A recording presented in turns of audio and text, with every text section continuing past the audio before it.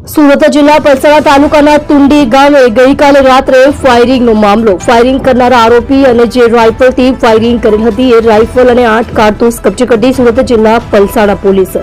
Cricket રમવાની સામાન્ય બાબતને લઈને થઈ હતી ફાયરિંગ. આજુબાજુમાં આવેલી કૃષ્ણા રેસીડેન્સીના રહીશો અને દ્વારકે સોસાયટીના એક પરિવાર વચ્ચે થઈ હતી બબાલ. કૃષ્ણા રેસીડેન્સીના 40 થી 50 લોકો દ્વારકે સોસાયટીના રહીશ વિકાસ તોમરના ઘરે પહોંચ્યા હતા. વિકાસ તોમર પર હુમલો કરવામાં આવ્યો હતો. વિકાસ તોમર દ્વારા ટોળા પર ફાયરિંગ કરવામાં આવ્યું હતું, જેમાં વિકાસ તોમરે તેના પિતાને લાયસન્સ વાળી રાઇફલથી ટોળા પર ફાયરિંગ કર્યું. ફાયરિંગમાં વિકાસની બહેન સહિત અન્ય 3 લોકો થયા હતા ઇજાગ્રસ્ત. પલસાણા પોલીસે ફરિયાદ નોંધી વધુ તપાસ હાથ ધરી. સુરત જિલ્લા પલસાણા પોલીસ એફએસએલ સાથે ઘટનાસ્થળે પહોંચી તપાસ શરૂ કરી. પોલીસે વિકાસ તોમરના ઘરે લાગેલા સીસીટીવીનું ડીવીઆર કબજે લીધું.